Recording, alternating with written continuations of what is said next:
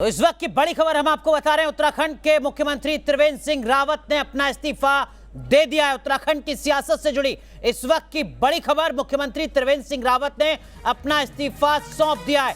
अगला मुख्यमंत्री कौन होगा, इसको लेकर तमाम नाम सामने आ रहे हैं, तमाम तरीके की अटकलें लगाई जा रही हैं। लेकिन अब पार्टी की तरफ से कहा गया है कि कल मुख्यमंत्री के नाम पर चर्चा होगी, यानी उत्तराखंड का अगला मुखिया कौन होगा, इसके लिए उत्तराखंड के लोगों को 24 घंटे का इंतजार करना होगा। और ये 24 घंटे बेहद महत्वपूर्ण, क्योंकि एक के बाद एक कई नाम सामने आ रहे हैं उत्तराखंड के अगले मुख्यमंत्री के तौर पर। और जो भी उत्तराखंड के अगला मुख्यमंत्री होगा उसके सामने यकीनन ढेरों चुनौतियां होंगी, क्योंकि एक तरफ नाराज विधायकों को मनाने की कोशिश होगी, वहीं दूसरी तरफ ये चुनावी साल है, बहुत कम वक्त बचा है, तकरीबन 1 साल से भी कम का वक्त बचा है उत्तराखंड में विधानसभा चुनाव के लिए। लिहाजा चुनावी मोड में पार्टी सूबे में रहेगी। ऐसे में वो कौन सा चेहरा हो सकता है जो उत्तराखंड में भारतीय जनता पार्टी की इन मुश्किलों को सुलझा सकता है, बीजेपी को एक बड़ी राहत दे सकता है। यकीनन इस वक्त एक बड़ा सवाल बीजेपी के सामने ये रहेगा कि बीजेपी का उत्तराखंड में चेहरा कौन रहने जा रहा है। आपको बता दें कि साल 2027वें राज्य के तौर पर उत्तराखंड वजूद में आता है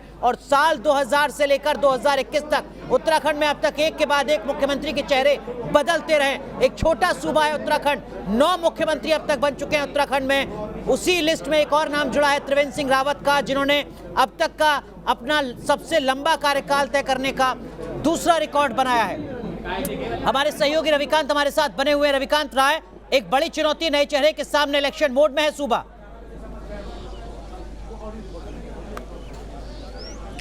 बिल्कुल अनुराग, जो भी मुख्यमंत्री बनेगा उत्तराखंड का, उसके सामने ढेरों चुनौतियां होंगी, क्योंकि 8 से 9 महीने के बाद इस राज्य को चुनाव में जाना है। और जो वर्तमान मुख्यमंत्री हैं उनसे इतनी ज़्यादा नाराज़गी थी जिसकी वजह से आलाकमान को उन्हें सीधे तौर पर हटाना पड़ा है, क्योंकि 20 से 22 जो विधायक और 4 मंत्री हैं वो लगातार उनके खिलाफ मोर्चा खोले हुए थे। और इस बात की जानकारी आलाकमान को थी कि अगर उनके चेहरे को आगे करके बीजेपी चुनाव में जाती है तो बीजेपी कांग्रेस से हार जाएगी। इस तरीके की रिपोर्ट और इंटरनल सर्वे पार्टी के पास थी। इसलिए अनुराग, पार्टी ने माफ कीजिएगा, आपको रोक रहा हूं। उत्तराखंड के मुख्यमंत्री त्रिवेंद्र सिंह रावत, जिन्होंने अपना इस्तीफा सौंप दिया है, वो प्रेस कॉन्फ्रेंस कर रहे हैं, सीधा आपको लिए चलते हैं।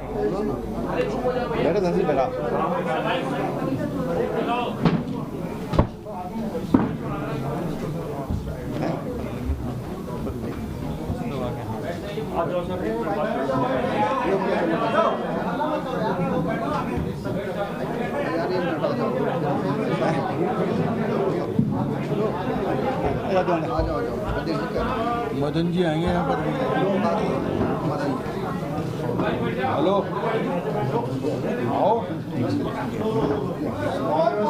आ जाओ ना।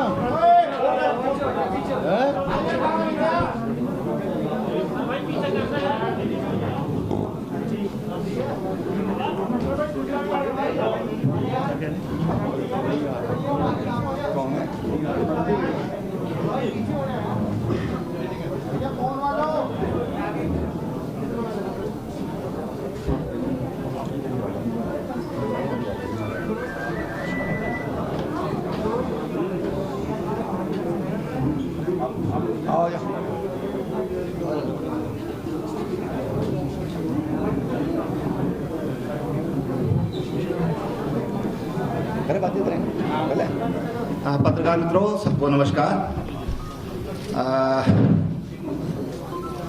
मैं लंबे समय से राजनीति में काम कर रहा हूं, राष्ट्रीय स्वयंसेवक संघ से और प्रचारक के नाते, भारतीय जनता पार्टी के संगठन महामंत्री के नाते, और विगत लगभग 4 वर्ष से पार्टी ने मुझे मुख्यमंत्री के रूप में देवभूमि उत्तराखंड में सेवा करने का मौका दिया।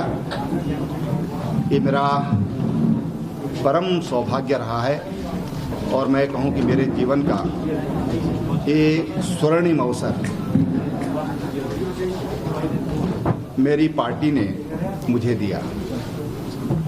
एक छोटे से गांव में, जहां आज भी 7-8 परिवार रहते हैं, उस गांव में मैंने जन्म लिया, एक सैनिक के परिवार में जन्म लिया।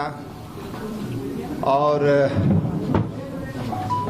पिताजी पूर्व सैनिक थे, कभी कल्पना भी नहीं की थी कि पार्टी मुझे इतना बड़ा सम्मान देगी, सोच भी नहीं सकता। लेकिन भारतीय जनता पार्टी में ही ये संभव था कि एक छोटे से गांव के, एक छोटे से अति साधारण परिवार के एक पार्टी के कार्यकर्ता को पार्टी ने इतना बड़ा सम्मान दिया और 4 साल मुझे सेवा करने का मौका दिया। पार्टी ने विचार किया और संयुक्त रूप से, सामूहिक रूप से ये निर्णय लिया कि मुझे अब किसी और को ये मौका देना चाहिए। 4 वर्ष में, आज कितना तारीख है, आज 9 तारीख, 9 दिन कम रह गए 4 वर्ष पूरा होने में। तो ये इतना मौका मुझे दिया है। मैं प्रदेशवासियों का भी बहुत धन्यवाद करना चाहता हूँ, विशेषकर जो हमने स्वरोजगार के क्षेत्र में महिलाओं के उत्थान के लिए, उनके सशक्तिकरण के लिए, बच्चों की शिक्षा के लिए, किसानों के लिए, तमाम जो हमने यहाँ पर नए नए कार्यक्रम दिए। ये 4 वर्ष का मौका अगर पार्टी मुझे नहीं देती तो इन योजनाओं को मैं नहीं ला सकता था। महिलाओं का पति की पैतृक संपत्ति में खातेदार के रूप में उनकी हिस्सेदारी और एक घसियारी कल्याण योजना, मुख्यमंत्री घसियारी कल्याण योजना, जो उत्तराखंड जैसे पर्वतीय राज्य के लिए एक अति संवेदनशील पहल है सरकार की। अब जिनको भी कल दायित्व मिलेगा वो उसका निर्वहन करेंगे। मेरी उनके लिए बहुत शुभकामनाएं हैं और मैं अभी माननीय राज्यपाल को अपना त्यागपत्र सौंप करके आ गया हूँ। धन्यवाद।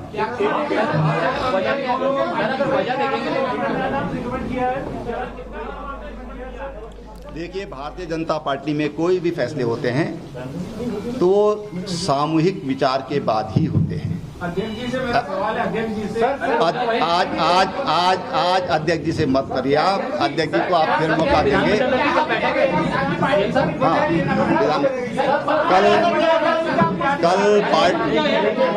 कल पार्टी मुख्यालय पर 10 बजे पार्टी विधानमंडल दल की बैठक है। सभी विधायक उसमें कल रहेंगे।